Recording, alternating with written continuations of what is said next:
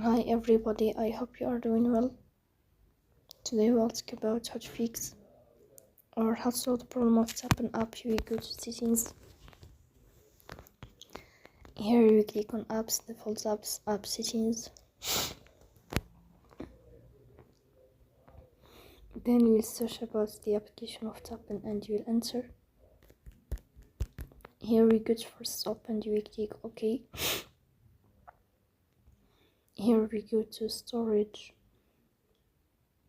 Then we click on clear cache. Here we go to Play Store. You will search about the application of Tapon and then you will update your app if you find update. So that's all. Don't forget to support us by like and subscribe. See you next time and thank you for your watching.